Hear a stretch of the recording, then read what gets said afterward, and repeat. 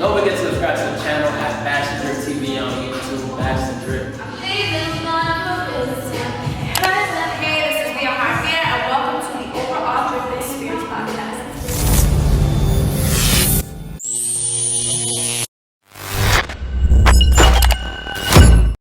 It's BastienDRÜP, the Floss in the City, aka the Young Intellectual, and today we have Bia Javier on the podcast. As you guys know, I like to get people on the show who inspire me and in turn will inspire you. Bia Javier is extremely dedicated, has the voice of an angel, and is now part of the overall Drip Experience podcast. What's going on, Bia? Hey, hey. Talk to me. Happy to be here. This is going to be dope. I'm excited. Of course. So I want you to tell the audience where your story began, what kind of childhood you grew up. So, I'm the oldest of three sisters, and I grew up with my mom and my dad, Dominican household, and I would say I started singing since I was a kid. My parents would always tell me that I sang all the time when I was in church, and I would sing and dance, and then when I was 10 was when I started to actually sing for the first time in front of people. So, yeah, that's how it started. So since you were 10, you had aspirations to become an actual singer, or did that come after you knew how to sing? Yeah, I think it definitely came after because my friends would hear me sing, right? And then she was like, yo, you have to sing at this concert that we're doing at church. And so that's when I was 10. And then after that, I kept singing. So I knew from that moment since I was 10 that I was like, okay, I'm going to continue to do music to some capacity. And then when I got to high school, I went to Lawrence High. And then that's when I started with the choirs and all of that. So at 10 years old, you knew what work ethic was? Not work ethic. But at 10 years old, you thought to yourself, I need to keep singing to get better. Because a lot of people, they're like, oh, once I'm good, I'm good. You get what I'm saying? Yeah. Well, at 10, I knew that I wanted to sing. And so then at 11, I started taking guitar lessons and stuff, which I didn't continue that until later on in life. But at 10, I already knew I wanted to do music. I probably didn't know what work ethic was, but I was like, I need to continue to practice this specifically. So you knew what work ethic was subconsciously. Subconsciously. Yeah, for sure. So your parents supported you throughout your whole journey. So when they seen you know how to sing, right? Yeah. They knew you know how to sing. Did you have anybody else that supported you? Who else supported you when you started singing? Well, my parents were always my dad especially was always super supportive. My mom was supportive because she was the one that got me into guitar lessons and things like that the year after when I was 11. But then it wasn't until I got older that I was like, okay, I might want to do this full time. And my mom would always be like, are you sure you want to do this? I don't know. My dad was always like, hell yeah, do it. Kill that shit, believe in what you want to do and go for it. My mom supports me, but she was more skeptical because she was like, damn, I want you to maybe get your education, which I did, but she wanted me to think more of a different career path. Exactly, because she was looking for the more comfortable route. Exactly. Basically in terms of money. Exactly. It's always like that. You're Dominican, right? Exactly. Bro, I'm Haitian, it's the same thing. So they're always trying to get the money. It's always money first and then your dreams. Exactly, because I feel it comes with our culture. People just, our parents come from these countries, Dominican Republic or wherever they come from, and they want to see their kids succeed in a way that perhaps they weren't really able to. So I think school is one of those things where it's yo, you gotta go to school, get your education, which I think is important, but I also gave a lot of space for myself to be a creative because I feel that's just who I am. I can't take that away. I feel chasing your passion is true happiness. It's you can't. A lot of people when I ask that question, they always say, "Oh, my parents are oh, be a doctor, a lawyer." It's if you're not chasing what you actually want to do, you're not gonna work. Exactly, because it's not authentic. Exactly. And I know a whole bunch of people that actually chased what their parents wanted them to do, and now they're miserable, and now they have to start all over. Yeah. For example, in the Haitian community, being a nurse or being in healthcare is more prominent. Yeah. So they love, go be a nurse because it makes money. But then, once you get a nursing degree, it's you have to start all over. Yeah. You can't do anything else. No. I feel if that's what works for you, because some people are good with being if they want a specific professional career, that's fine. Because even myself, yes, I am a musician, I'm an artist, but I also have a passion for education. And so I'm in the space where it's I'm trying to balance both of those things. But that would never take away from me being a creative. I think it just wouldn't work. It's funny that it's funny how you say that, because that brings me to my next question. How do you balance out being an educator and an artist? It's been a little not difficult. I feel being an educator is something I'm passionate about, but it also is what helps me support myself when it comes to being an artist. Financially. Exactly, because you know, like studio time, that's money. Okay, everything is money. Video shoots, like everything in life is nothing money, is free. like, everything in life is exactly. money. So just trying to balance that out. So the way I think of it is like, yes, I'm passionate in education, but this is what also helps me with my music. And so the good thing is like I get vacations, I get like the weekends off. Obviously now we got more free time because of COVID, okay? For sure. You should drop the album by now, right? You dropped the album, right? Okay, I'm working on music, y'all. The thing is the studio's been closed, so to my defense. Bro, I'm waiting for the album, I don't know. The thing is I haven't been able to get into the studio, okay? Because everything's closed, but I think they're opening up soon, so new music on the way. I've been writing though, so we got You've some been stuff. writing. I'm waiting, bro. I'm gonna I be waiting. have some songs ready. 2 months. I give you 2 months, bro. I need the album. Okay, 2 months. We got a line. We got it. So, all right. Say I had a time machine right now, right? You're obviously over 15 years old. So say I had a time machine and you hopped in it and you went back to 15-year-old. Your 15-year-old self. Okay. What advice would you give your 15-year-old self? Bia, don't trip. Relax. On what? I'll work out. Because I think like even now, I've always struggled with like being impatient or like worrying too much about what people think. Now I don't care. But like back then I would be like, oh my God, like, sure, it comes with time. What do people think? So like I would tell myself then like, yo, don't worry about what people think about you. Just continue to be you, and the right people will gravitate towards you, and like you will impact the people you need to impact, I guess. Facts. Right. I guess. Some people still struggle with that now. That brings me to my next question, bro. You're just killing this. So, I always preach on this podcast, like what I love to preach is self-confidence. So if you don't believe in yourself, then nobody else will, basically. 100%. So, how important do you believe self-confidence is when it comes to being not only an artist, but being a person in general? Yeah. One thing I've learned to do is you cannot compare yourself to people. Do not compare yourself to anybody, guys, for everybody listening. Because the thing is like once you stop doing that, you realize that it's like, yo, this is me, this is who I am, and that's how you also build yourself up. Because it's like nobody else does what I do. Yes, there's people. Yes, there's other artists. Yes, there's other songwriters. But that's what makes us ourselves. Is that that's what makes you everybody's unique. a different individual. Like, exactly. hello, like why am I trying to be like? I'm not trying to be like nobody else. Like we don't have time for that. So that's what I would say is just like be yourself. Does that answer the question? Be yourself. I mean. How do I practice self-confidence? Is that what it is? No, the question was like, how important do you believe self-confidence is? Oh, it's when super you're important. Not only a person, but an artist. I feel like honestly, it's important because I feel like people can sense when you're not yourself and when you're not confident and when you're not authentic, and so people feed off of that. It's like I've had moments where it's like, for example, if I'm working on a set where I've had, you know, I have to do a photo shoot or something, right?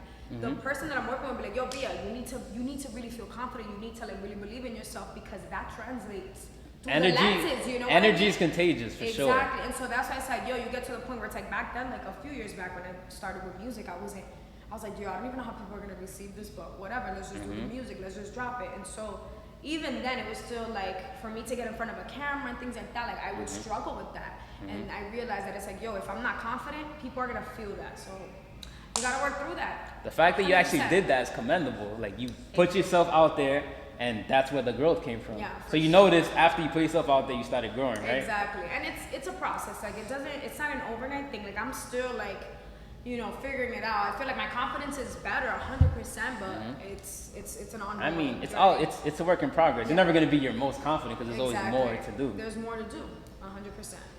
So, as an artist, what do you think you need to do to take yourself to the next level? Move. Okay. No. We do this for Lawrence. No, but not like that. But let me explain.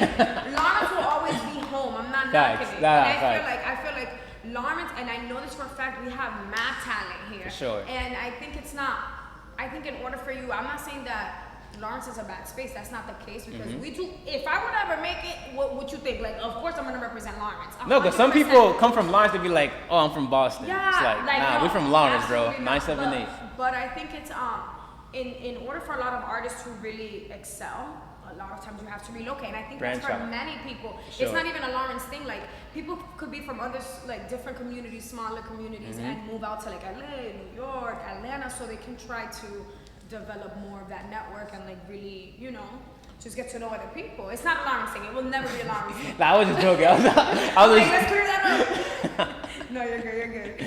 Nah, because the thing I think that, like, in terms of our city, Lawrence, I feel like the thing that we lack is supporting each other.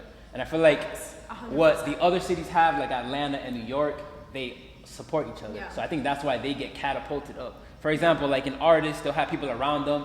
They'll make music and then they'll encourage them. Yo, make music and I'll help you push yours. Yeah. Over here, I feel like it's a little different.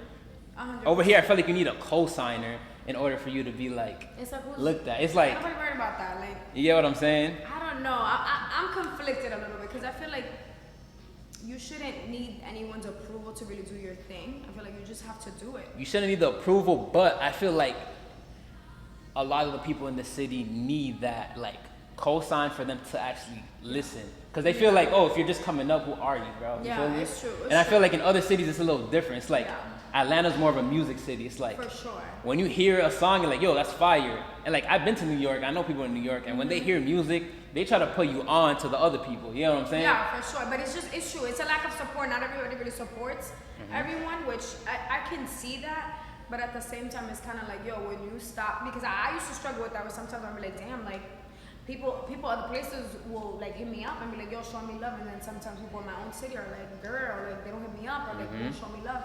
And I struggled with that for a little bit, but I'm like, yo, you know what? Like at the end of the day, whoever is here for me will be here for me, whether it's Lawrence, whether it's wherever. 100%. Like, the music has to translate beyond Lawrence. And For so sure. that's just what I tell myself. Where it's like, yo, whoever rocks with me, thank you. And if you don't rock with me, thank you. So like, what am I gonna do? there's nothing you can really do, to be honest. You know? Yeah. So I want you to tell the audience, like, in comparison to when you started Yeah. and to now, how has your support been?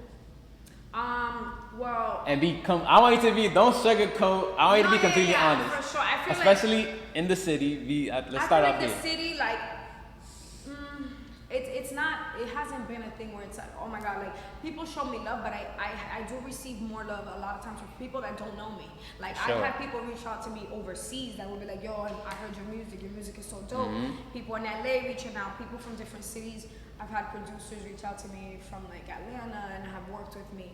So, but again, I wouldn't say that the city, the support from the city has been consistent, I would say. It hasn't been like more or less, if that makes sense. But you're telling me, all right, so let me ask you this question. So you're telling me that your support has been the same from when you started and now, or do you have more of a support system now because, you know, people are actually tuning in? Yeah, I feel like I definitely have more people now versus the beginning because like people from here have put out or like a word about me to other people from like Boston or like New York, and so that's how I've been able to connect with, you know, other either entertainers or DJs or whatever it is, because people from my city, from Lawrence, have been like helping you branch out. Exactly, they put in a word about me, be like, yo, check out Bia, like Bia Javier, she's a songwriter, like she can really sing, stuff like that.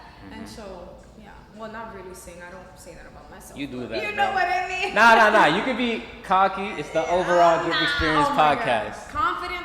Difference between confidence and cockiness. Bro, but we'll get into that. We can't get into it. But so when it comes down to artistry in general, what do you think you bring to the table that's different than any of the artists? I definitely take pride in like, I feel like I really study what it is to be, like I study my voice. I feel like what separates me too is that I've been through these obstacles where it's like, yo, there was a period of time that I couldn't sing at all, because I literally didn't have a voice, right? So I feel like that experience was able to like shift a lot of things for me, where it's like, okay, once I did have my voice again, because I had this thing called the vocal nodules, which was like calluses on your vocal folds. Gotta educate. So vocal nodules, really quick, singers, stay tuned for this, or like listen to this because it's important. So what happens with vocal nodules is that if you do not properly warm up, if you're yelling all the time, you develop these things called like calluses. They're called nodules, but they're like calluses on your vocal folds. Maybe pretend these are your vocal folds and you have like bumps. So whatever. So basically what happened was, then I was like 14 when that happened. I could not sing. And so basically to answer the question is, having that experience, I was able to take my once I got surgery and all of that, I was able to really take myself a little bit more serious, proper care of my voice, and I feel like that allowed me to really study my voice. And so that in itself was a reason why I feel like that separates me in a way. And also just like I take myself, when it comes to my voice and my songwriting, very seriously. I think also just me being myself, and it like that separates you regardless. Sure. You know what I mean? Like from everyone else. But do you think, this is another question I have for you, do you think anybody that knows how to sing can be an artist? Or do you think artists, that's a good question, right? That's a hard one. That's a tough one. Do you think artists are born? So do you think? I don't think everyone is a singer. I don't think that. I think you can train, and I think you can be a recording artist, but a performing artist is two different things. Do you think the performing artists are born? For example, like, you're Bia Javier, obviously, from the 978. Yeah. You feel like you were born to make music, correct? I mean, that's tricky because I feel like, okay, like my parents tell me, right? Since I was a kid, I was always a singer. I was always like dancing, singing. And I think obviously to develop that, it's like I said, you have to perfect your craft. So I think over the years, you train for that, you get better. I wouldn't necessarily say you're born, but I feel like you can kind of like differentiate when someone has a voice and has a talent versus someone that might not really have that. Does that make sense? It makes sense, but put it this way. It's a tricky one. I don't know. That's a hard one. But put it this way. At 10 years old, I was playing basketball. You feel me? Right. You were singing and dancing and doing your thing. And I'm pretty sure your parents or your peers probably told you, yo, you know how to sing. Mm-hmm. But you subconsciously yourself was like, this is what I want to do. You found your passion in it early. Yeah. So you don't believe because you found your passion in it early and you knew that's what you want to do, tunnel vision, that you were born to do it. Because I'm telling you right now, at 10 years old, I was playing manhunt and I was playing basketball. I'm being that serious, bro.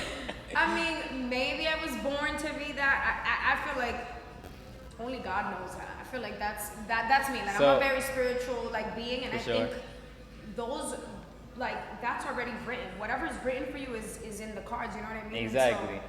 So was I born to be a singer? I don't know. Maybe. If it's written, you're answering my question. If you think it's written. If it's written, then yes, it was meant to be. It's a tricky one. I don't know how to really like.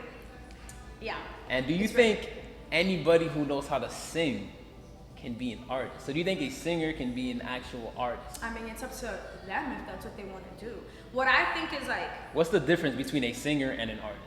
For me, I mean, an artist can be anything. I feel like, but a singer is like, can you really sing live? Let me hear you live, and that's what I was saying. Like, a recording artist versus a performer are two different things. Mm-hmm. Because anybody can get in the studio and sing a couple tunes, you know what I mean? They could use that melodyne, they could do that little auto tune, boom, you'll sound phenomenal. But sing for me live. So for you, and so that's the difference for me at least. For you, not only a singer, but an artist has to perform live in front of you. Or an artist is different. An artist is where like you could get the auto tune, you get the help. Yeah. That's for an artist, and for a singer, you need to be like, can you captivate an audience? Like, can you have the attention of an audience? Because a lot of people can get up there and be like, yeah, I'm a singer, and then when you hear them, there's nothing really that like it doesn't translate. And they don't know how to read the crowd. Yeah, you can't really. Although I don't know. I feel like sometimes you might perform and you're gonna have a tough crowd, right? Like that happens. But I feel like again, it's just when you think of singing, there's technique behind it. There's a lot of like you have to. I feel like a lot of people don't take it as seriously as they should if they call themselves singers. And so, again, you could be a recording artist, but not a performer. A performing artist. I think it's just two different things. Does that make sense? It makes sense. It's interesting. I never thought about it that way. Yeah. That's why I asked the question, because you're an actual Because I you're feel an like artist. anybody could get in the booth. Anybody could get in the booth and sound phenomenal. But if you sing live, that might not be the case. So that's like the deterrent for you. Yeah, for me at least. Everybody's different. I mean, I think for anybody, like if you can't sing, if I'm like, yo, if a girl says or a guy says, yo, I'm a singer, and I'm like, all right, so sing, and they can't sing, they're like, you're gonna be nervous. You're gonna be like, you ain't a singer, bro. You an artist. You might be an artist with a good, exactly. So that's for me. That's what differentiates that. That's dope. Yeah. Interesting. I'm like for sure. So a big part of self-growth is envisioning where you want to be in the future. Oof. Not only putting yourself there physically, but putting yourself there mentally. Mm-hmm. So where do you see yourself, Bia Javier from the 978? Oof. Hold on. No, just kidding. Let me stop. Where do you see yourself? Where do you see yourself not only as the person Bia Javier, but the brand? The brand. I know. Okay, 5 years, I definitely see myself. Yeah, you gotta be laughing. Stop. Okay, 5 years, I see myself. Mm-hmm. Definitely, I would hope to be an established artist, but also maybe like writing for different. No. We don't use the word hope on the podcast. I will be an established. We use words of affirmation. All right, so whatever you say, Snaps famous. Whatever you say on this podcast, whatever, the way you think, the way you speak is going to translate into the real world. So everything you say has meaning behind it. There's no hope. Hope sounds like there's some doubt. There's no doubt here. Okay, You feel so me? I see myself as an established artist, okay?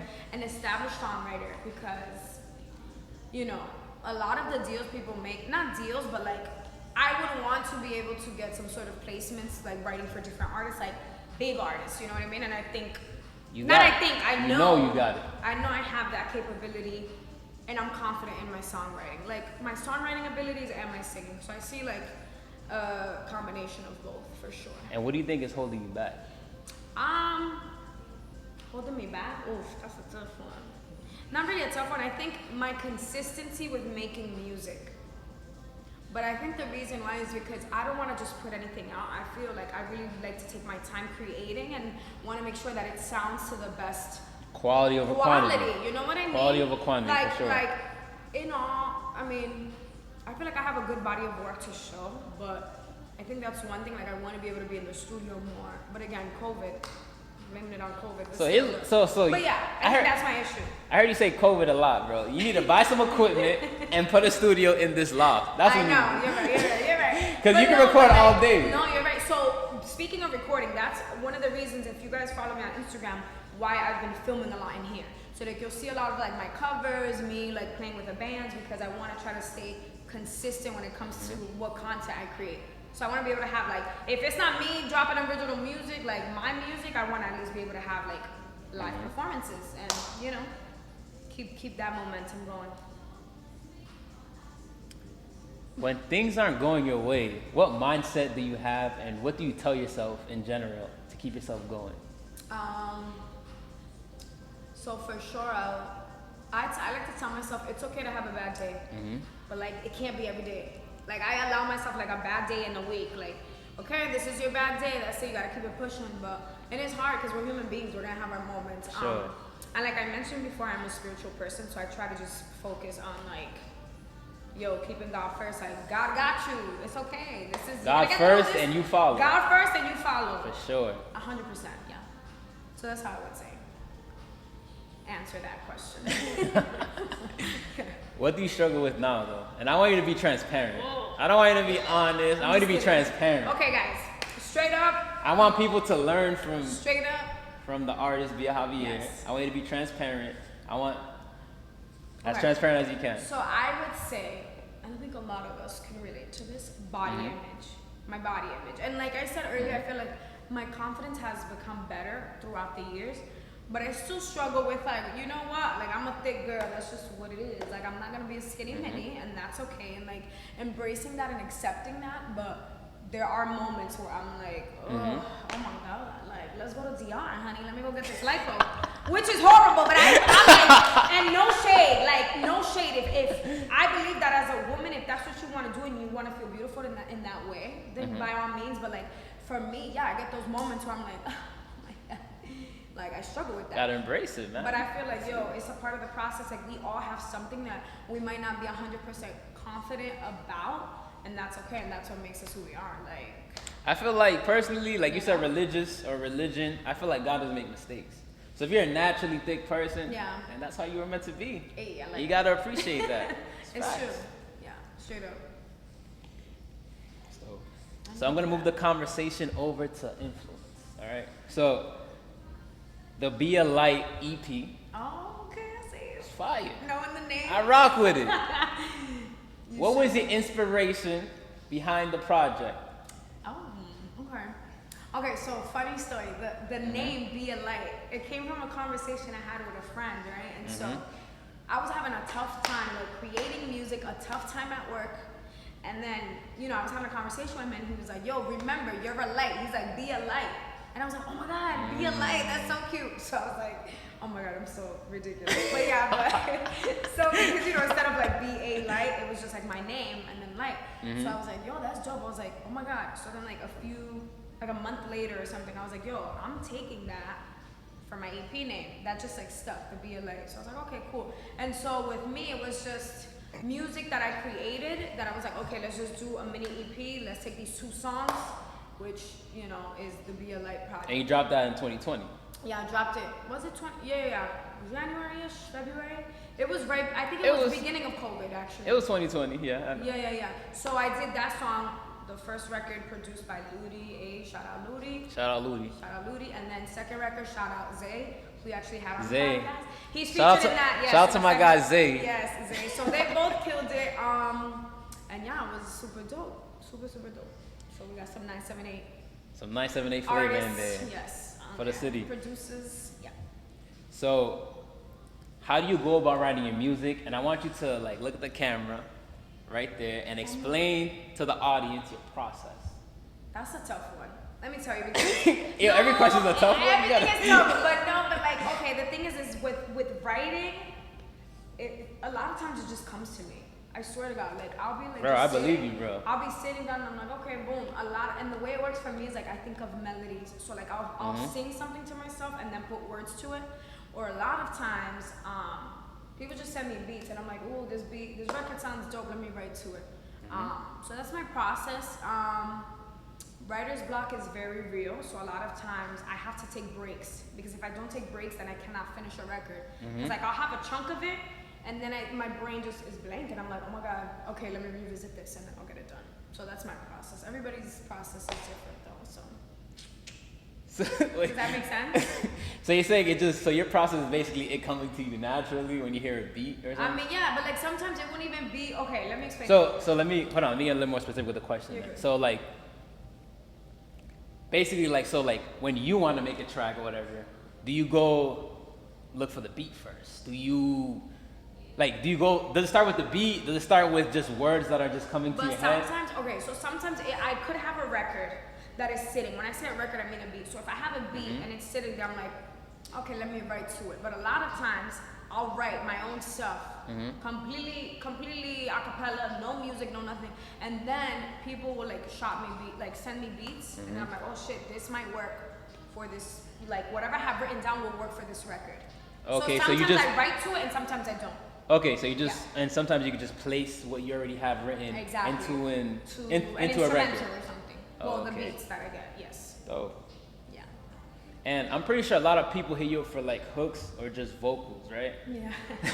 So like, how do you go about accepting, accepting it? How do you? That's a good one. How do you go about accepting it, like the tracks you get on? Yeah. So I'm usually pretty I feel like most of the time people, they'll write me and they're like, hey, I want you to get on this hook, and most of the times I do agree to it. Give us a percentage. It's a 50-50, I'm not gonna lie. But like most of the times it's because I'll write my own thing to it. I honestly, in order for me to accept something, I have to hear it to make sure that this is something I want to do, something that fits my style, because not everything, it's okay to say no, and I've learned that. And a lot of times I would be like, yeah. And I'm like, oh, this wasn't for me, or whatever it was. So I think for me, in order for me to accept a project or for me to work with someone, I have to listen to whatever they're sending me, and also, just see who they are as an artist as well, and that we can make that work. Oh. Yeah. Tell us about your performances. Where was your favorite place to perform? And what about that specific performance made it special? There were so many. But pick your favorite one. I would say So Far Sounds. For those people that are not familiar with So Far Sounds, they have a lot of cities, and it's like the way it works. It's like an audition process, but they cater to independent artists. And so I would say for me was, I don't know if it was Brooklyn or Texas. I don't know which one was my favorite. I would say Texas. So my first performance in Austin, Texas with So Far Sounds was so amazing. The venue was so dope. The people were super dope, and just being able to network with people from a different city was amazing, and getting to know different artists. So I would say that one. Definitely. Different state. You were out the state. Yeah, I was out the state. I've done though. Yeah, So Far Sounds has been, because those are very small, intimate. Some of them are more audiences than others, but it was a dope time. But how does the crowd differ? So compared to down in the East Coast over there, how does the crowd differ when you're performing? I think for me, it's a different audience as you're in a different state. So that alone is like you're gonna have a different audience. But like the energy, like how do you how was the the energy? energy also is because with this specific place, like when you perform there, like yo, you cannot have your phones. Like everything has to be off. Everybody's very like tuned in to you as an artist. Where is that? So just with So Far Sounds, the one that I did in Austin just stands out more because like I felt like the energy there was just like everybody was super inviting and welcoming, and because they knew that I wasn't from there, so they were like, exactly. oh, dope, like you know, you're not from here. But again, I think it's just also that they cater to the artist in a way where it's like we want to focus fully on the artist. So I think that's dope. You don't get that all the time. That's really dope. Yeah, so that was a dope one for sure. As an artist, who's your biggest inspiration? And if you could do one thing with them, non-music related, what would you do? Well, as you guys can see, Selena. Okay, she was my favorite. No, I to be honest, yeah, she's just one of my favorites. Obviously, most of us know that she passed away, but if she were alive, just to like meet her and have a conversation with her would be amazing. My sisters, my cousin and I went to a trip to Texas, and so we actually met her sister, and that was like such a... You met Selena's sister? Yes. It was freaking crazy. Is she... Story time. Is she capping or what? No. I'm looking at the audience. Instagram and scroll through the pictures, and you will see the picture when I met Suzette. Like, I'm not... Listen, okay, so... Her name is what? Suzette Quintanilla. Yes. Okay, listen. Wow. So I just get excited. Everybody that knows me knows how much I love Selena. It's like bizarre. It's crazy. But no, so it was dope because in that moment we were the last ones to leave, and we were like, oh my god, we came all the way from Boston. Like we need to try to meet Suzette, and she was so nice. She took a picture with us. She invited us into her office. We freaking spoke to her about everything for like the longest conversation, and she was just giving us insight on how Selena was as a person. Like it was just amazing. And so if she were alive, I would definitely just want to like talk to her. So what would you say though? I'd be like, listen, I love you. You are one of a kind. You are like a phenomenal singer. Where would you go? I would just tell her that like she just influences me. I feel like I've done a lot of her music. So too. all right. Some of my shows. So let me give you a hypothetical situation. Okay. So say like she was alive, and you had to bring her somewhere. Like, you had to bring her somewhere, and you had to make basically a date. You had to make a date, and this date was basically like if you did it correctly, you would get a feature. Where would you bring her, and why would you bring her there? Dang. Hold on. This is actually a tough one. maybe, but I don't want to make it a mute, like, what, the studio, my den, just to see where, like, I film, like, show her, some of the covers that I do, because, like, some of the covers that I do are her music, so maybe showing her that. I'm trying to think. I don't know. I'm stuck. I'm a little stuck. I think you'd want to bring her to somewhere more intimate. So like you'd want to show her who you really are. So probably like around the city. Yeah, for sure. To your house. Yeah. Take it to Puerto Rico. Some Dominican food. Yeah, that would be dope. But that would be dope. It's a nice little. So I'm gonna change the conversation over to community. Okay. In terms of overall growth, what do you think the community is missing, and what do you think we need as a community to progress? I think it kind of goes back to what we were saying earlier about people just supporting each other. Like, let's just be more genuine with each other. And I feel like a lot of times, and I don't think it's just a Lawrence thing. I think that's like in a lot of places, people are just like a little caught up in like, oh my god, like a competition, or too focused on what everybody else is doing, rather than like trying to better themselves. So I think once we start with ourselves, then we can be a stronger community and just like genuinely support each other, genuinely rock with each other, and I think that's what would make us a lot stronger. Because if people were to come together in Lawrence, I think we would be unstoppable. Unstoppable, bro. We would like, for real, people would know who and we that's are. And that's what I'm trying to preach on this podcast. So when the people watch it, I talk about support a lot because I feel like that's what we lack the most. Like I feel like we lack support. Let's be real. And you gotta call out the elephant in the room. It's like we really lack support. Yeah, it's true, 100%. Some people have told me like, yo, you talk about Lawrence not lacking support too much. Like, bro, if I don't talk about it, then who's gonna shed light on it? Like, who's gonna shed light? Nobody's gonna actually grow. You get what I'm saying? And again, it's not to say that people people here do not support me. At all, I feel yeah. like there is people that support me 100%, but I also see a lot of like, sometimes people are a little catty, you know what I mean? And like hating on, like, bro, instead of why? We're all in the same city, like that does instead not of make sense. shedding negative light, why not just introduce an artist you like? You get what I'm saying? Instead of just being like, yo, this and person's white. even if you might not like someone as an artist or as a musician or whatever it is, that's fine. But keep it to yourself. Like, Keep it to yourself, exactly. You don't have to be on no hating shit. You know what I mean? It's Exactly. like, yo, do your thing. I support you at the end of the day because you're still hustling. And even if I might not really like, it might not be my taste in whatever it is that you're doing. I would never knock you for doing what you're doing. Exactly. And it doesn't mean that you're not good. It means that that's just not your flavor. Taste. Exactly. 100%. Yeah, for sure. What advice would you give to the upcoming generation that follows? I feel like you're pretty inspirational. Like you can really sing. I'm gonna be honest, bro. I was watching your Instagram videos. I was like, shorty's fire. She gotta come on the show for real. But you could sing. So what advice would you give to the upcoming generation that wants to get into what you're doing? And what would you tell them in terms of how good you are with singing? What advice would you give them to help them become a better singer? Definitely make sure you, how do you say, be receptive to feedback. Because I feel like sometimes, People get offended. If I'm like, if you tell someone, hey, like, maybe work on this a little bit more. Let's work on like your range. Like, how can you just become better as a singer? Make sure you are okay with people giving you that constructive feedback, because not every feedback is good feedback. Exactly. Sometimes people are just being negative, and sometimes people are trying to help you to develop as a singer or an artist. So be open-minded to that. I would definitely say that for sure, and not compare yourself to other people. That will destroy your whole, like, everything. So I think being receptive to constructive feedback, like being okay with people telling you, yo, you need to work on this, you need to work on that, that's fine, there's nothing wrong with that. Stop being sensitive.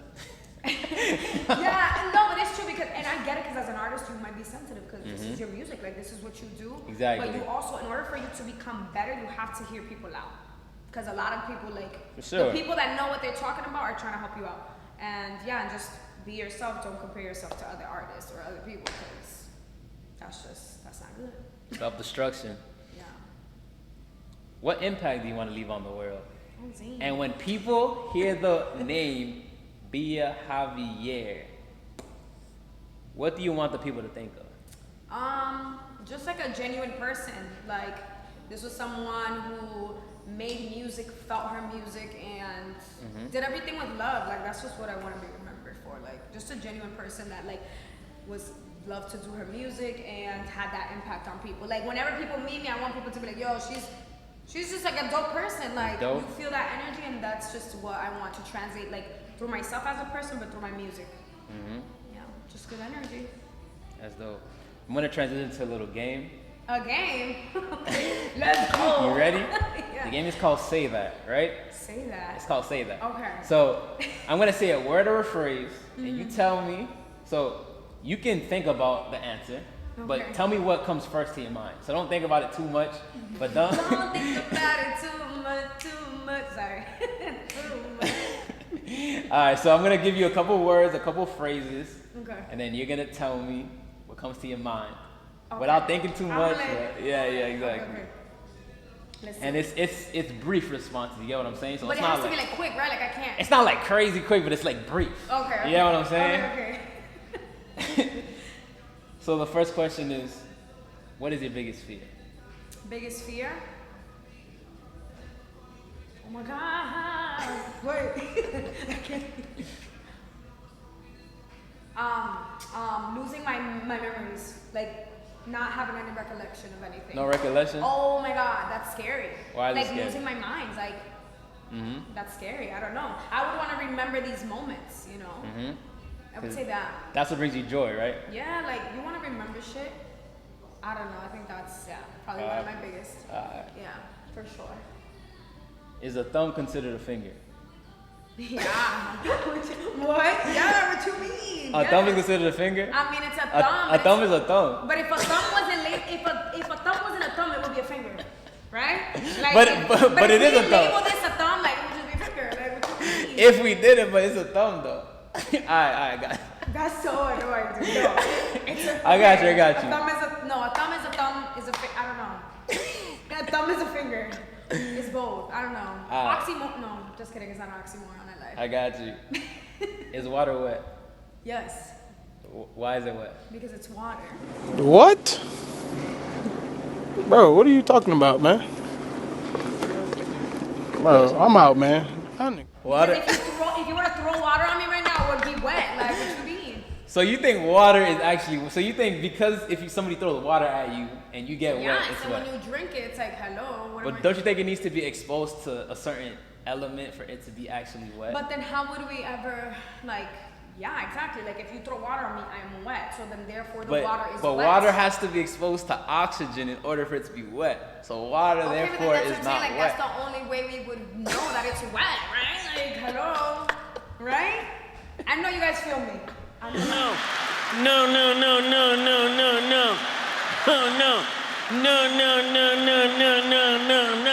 Okay, hold That's like, I don't even, that's like a tricky ass, you know what? Go ahead. Would you rather lose a finger or a toe? Oh, damn, hold on. I mean, a toe because I could hide that. Mm-hmm. My fingers maybe not because if I try, some of you know I play a little bit of ukulele, so I'm trying to like develop that. Mm-hmm. So I need my fingers, honey, to play. Like, if not, it's gonna be a mess.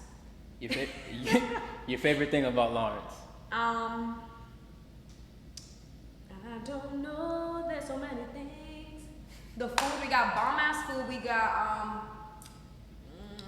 got great people. I think we got great people. Mm-hmm. And I would say because I work in education, my students, like I love what I do. So my students. Mm-hmm. There's a lot of things. A lot of different things. But yeah, those are the top 3. Bia Javier. Yes.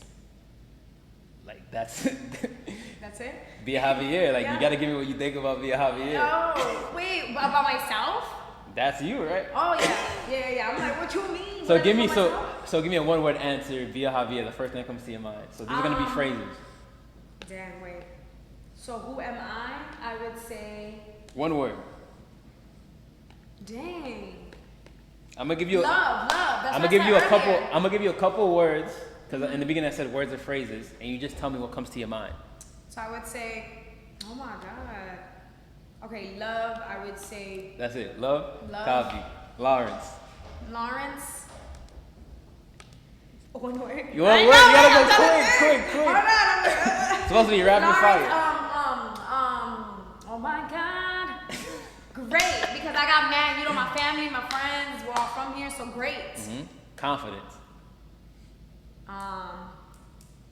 Own it. Passion. I don't know what to say. Passion. Own it. Have it. Can't say the same thing twice. I know. Okay. Passion. Bring it. All the Music. time. Music. Life. BastienDRÜP. Fire. And the overall Drip Experience podcast. An amazing experience. So now we're gonna transition into the performance. This is what I'm excited for. Oh my god! I am, bro. I've been waiting all day. I was interviewing you. Don't get me wrong, but I'm trying to hear you sing. You feel me? You're a singer, right? I'm done. Okay. I'm trying to hear that. I'm gonna do a little snippet though of an original. Like It's all good.